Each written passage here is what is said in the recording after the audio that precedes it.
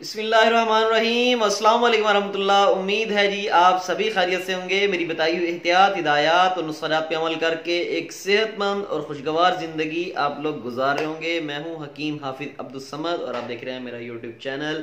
आज का जो मौजू है उसकी तरफ चलता हूं। मैं आपको असल में ये बात बताना चाह रहा था आज कि रमज़ान शरीफ के अंदर हमारे लोगों की हम लोगों ने रोज़ों के साथ जो है शायद पकोड़ों और समोसों को भी जो है वो हमने समझ लिया है कि ये लाजमी है।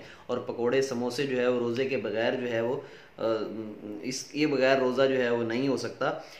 पहली बात, सबसे पहली बात ये कि रोज़ा जो है वो बॉडी को आपकी डिटॉक्स करने के लिए जिस्म में जितने भी फाजिल मादे, जिस्म में जितने भी जो अखलात हैं आपकी जो कि जिस्म को ख़राब कर रही होती हैं, तंग कर रही होती हैं, वो निकालने के लिए रोज़े को अल्लाह ताला ने जो है वो आप लोगों के लिए इनाम के तौर पे ये दिया है रोज़ा।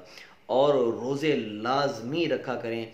अभी देखें कि अल्लाह पाक का हमारे ऊपर कितना एहसान है मुसलमानों के ऊपर कि हमें अल्लाह ताला ने जो है वो इससे अवेयरनेस दी, इससे आगाही दी, हमें जो है वो बताया कि रोज़े रखे जाएं। अब साइंस को पता लगा कि नहीं जी 30 दिन जो है साल में एक दिन जो है फास्टिंग करनी चाहिए। तो रोज़े हम मुसलमानों के लिए बतौर इनाम हमारी जिस्म की ज़कात है, हमारे जिस्म के जितने फाजिल मादे हैं निकालने के लिए, जितने भी हम पूरा साल जो है मुख्तलिफ़ किस्म की ग़िज़ाएँ खाते हैं और टॉक्सिन्स अपने जिस्म के अंदर, ज़हरें जो अपने जिस्म के अंदर इकट्ठी करते हैं, रोज़ों की सूरत में वो निकल जाती हैं। पहली बात। दूसरी बात ये कि अगर हम उन्हीं रोज़ों के दौरान में तली हुई अशिया का बेदरेग इस्तेमाल करेंगे तो क्या वो फाजिल मादे निकल पाएंगे जिस्म से? ऐसा कभी भी नहीं हो सकता। तो इसलिए ग़िज़ा को सादा करें। मैं ग़िज़ा का आपको डाइट प्लान आज देने लगा हूँ कि रोज़ों में आप किस तरीके से ज़्यादा रोज़ों के फ़वाइद हासिल कर सकते हैं और रोज़े को आप इस तरीके से जो है वो बेहतरीन तरीके से उसके फ़वाइद हासिल कर सकते हैं कि उसमें आप सादा ग़िज़ा का इस्तेमाल करें। ग़िज़ा जो है वो नोट कर लें। ग़िज़ा मैं आपको डाइट प्लान देने लगा हूँ। सुबह सहरी में आप जो है, अक्सर लोगों की आदत गलत है, वो मीठा लाजमी खा रहे हैं। दही आप इस्तेमाल करें, बिल्कुल कर सकते हैं आप दही, लेकिन चीनी ना उसके अंदर डालें। मीठा तो एक किस्म का जहर है, जो किसी भी फॉर्म में आप मीठा खा रहे हैं जहर है, सिवाय फ्रूट्स के। फ्रूट्स में जो कुदरती मीठा है वो तो आपके लिए जो है नेमत है, लेकिन अगर आप आर्टिफिशियल मीठा किसी भी किस्म की किसी भी तरीके से ले रहे हैं वो जहर है आपके लिए। सुबह आप सहरी में जौ का दलिया इस्तेमाल करें। अगर उसको मीठा बनाना है तो उसमें शहद डाल लें, और अगर उसको नमकीन बना लें तो बहुत ज़बरदस्त है। जौ का दलिया जिस्म को डिटॉक्स करता है, बॉडी को डिटॉक्स करता है, खून को साफ़ करता है, गुर्दों को आपके ताकतवर बनाता है, जिगर की आपकी हरारत को ख़त्म करता है। जौ के दलिए के बेशुमार फ़वाइद हैं। जौ का दलिया इस्तेमाल कर लें।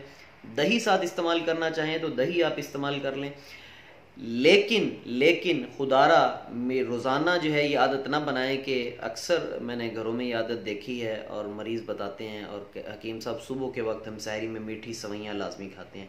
भाई मीठा अगर आप किसी भी शेप में लेंगे वो नुकसान देगा आपको, किसी भी तरीके से आप लेंगे वो नुकसान देगा आपको। तो दूध का इस्तेमाल कर लें और दही का इस्तेमाल कर लें और साथ जौ का दलिया आप जो है वो इस्तेमाल कर लें। और अगर रोटी खाना चाहते हैं तो सादा रोटी खाएं और पराठे का इस्तेमाल जो है वो ना करें।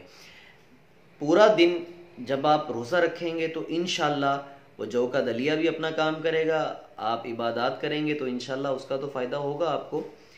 और जो जिस्म में आप अपने साले साले ग़िज़ा आप इस्तेमाल कर रहे हैं वो आपके जिस्म को समझ लें। हमारे यहाँ जो पंजाब में जैसे बल सफाई की मुहिम होती है, नहरों को साफ़ किया जाता है गंदे मवाद से, सीवरेज के मवाद से, समझ लें इसी तरीके से आप अपने जिस्म को साफ़ कर रहे हैं साले ग़िज़ाएँ खा के।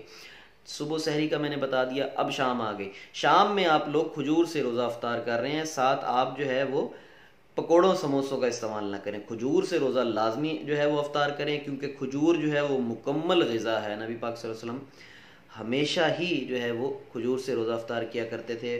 और ये हमें भी बताया गया कि सुन्नत है कि रोज़ जो है वो खजूर से अफ्तार करना चाहिए। उसकी वजह क्या है? उसके अंदर तमाम किस्म के विटामिन मौजूद हैं, तमाम जो है वो उसके अंदर ग़िज़ाइयत, तमाम मिनरल्स एक ही छोटे से खजूर के दाने के अंदर मौजूद है। बल्कि अभी आप देखें कि साइंस ने भी प्रूव कर दिया कि खजूर के अंदर इतने विटामिन्स और इतने मिनरल्स और इतनी उसके अंदर जो है वो ग़िज़ाइयत है कि वो पूरी एक आपकी खुराक है खजूर।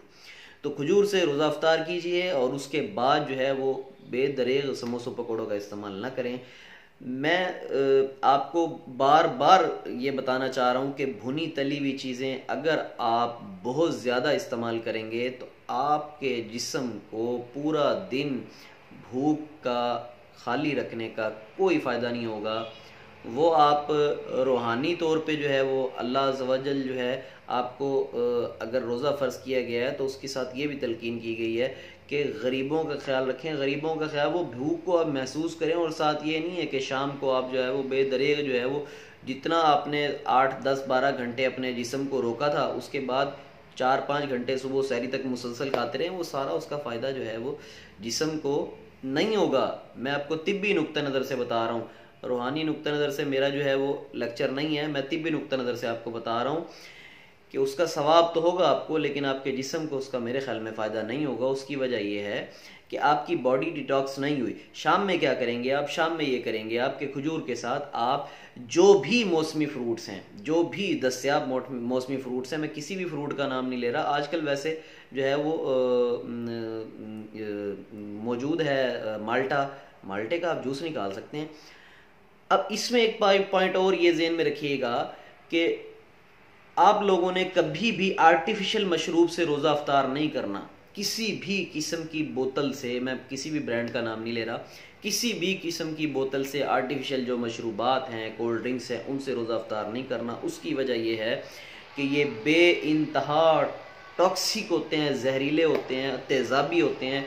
पूरा दिन जब आपने जो है वो अपने गुर्दों को रेस्ट दिया और उस वक्त जो है वो जिस्म आपका डिटॉक्स हो रहा था, आपकी बॉडी जो है वो डिटॉक्स हो रही थी। शाम में जैसे ही आपने जहरीले मादों का जो है वो जिस्म में दाखिल किया तो उस वक्त आपके गुर्दों को शदीद किस्म का नुकसान जो है वो उठाना पड़ सकता है। बाज़ केसेस में ऐसा होता है कि गुर्दे भी फेल हो जाते हैं अचानक से। आजकल केसेस बढ़ते जा रहे हैं। उसकी वजह यह है कि हमारे यहाँ फैशन बन गया है कि हम कोल्ड ड्रिंक्स जो है वो रख के और उसके साथ जो है रोज़ा अफ्तार कर रहे होते हैं।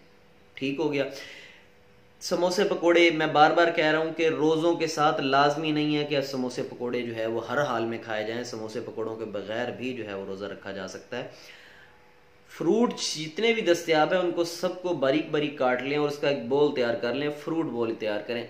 फ्रूट्स के साथ ये समझ लीजिएगा कि फ्रूट्स के साथ आपने एक चीज़ को और समझ लें कि उसमें आपने क्रीम ऐड नहीं करनी। बाज़ लोग जो है वो फ्रूट जो है वो फ्रूट चाट बनाते हैं, उसमें क्रीम फ्रूट चाट बना लेते हैं। किसी भी किस्म का आपने उसके अंदर जो है वो जो आर्टिफिशियल जो क्रीम है वो आपने इस्तेमाल नहीं करनी।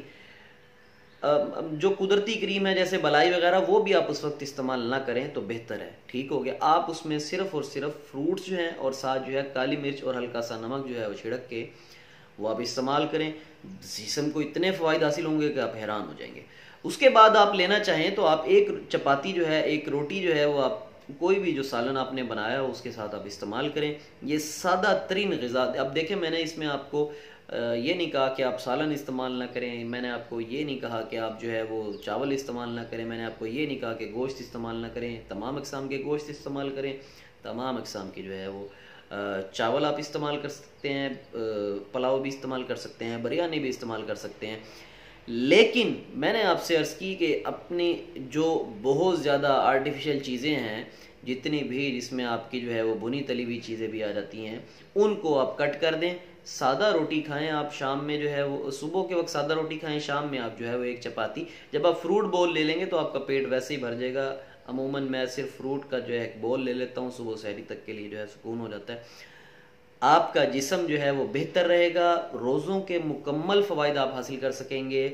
इसके अलावा अगर आप ख़ुद जो है वो इस्तेमाल करना चाहते हैं कोई मशरूब, तो सबसे जो बेहतरीन है वो लीमू की सिकंजीन है। वो बॉडी को डिटॉक्स करने के लिए, अल्कलाइज करने के लिए सबसे बेहतरीन है। जिस्म में आपके तमाम किस्म के फाजिल मादों को निकालती है, आपकी एसिडिटी को ख़त्म करती है। अमूमन हमारे यहाँ रमज़ान शरीफ में लीमू का रेट 400-500 रुपये केजी चला जाता है। खैर ये एक अलग बहस है। तो लीमू की सिकंजीन आप इस्तेमाल कर सकते हैं।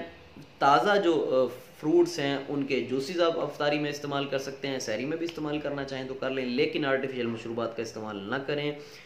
जो भी आप खाएं लेकिन शाम के वक्त फ्रूट्स का जो है इस्तेमाल लाजमी करें। अल्लाह ताला रमज़ान शरीफ की तमाम बरकतें और नेमतें जो है हमें हासिल करने की, और रमज़ान मुबारक में हमें इबादत ज़्यादा से ज़्यादा करने की तौफीक अता फरमाए। अगर मेरी ये वीडियो पसंद आई हो और मेरा डाइट जो चार्ट है आपको अगर अच्छा लगा हो तो इसको दूसरे लोगों से शेयर ज़रूर कीजिएगा। इंशाल्लाह अगली वीडियो में आपसे मुलाकात होगी। हकीम हाफिज़ अब्दुल समद को इजाज़त दीजिए। अस्सलाम वालेकुम वरहमतुल्लाह।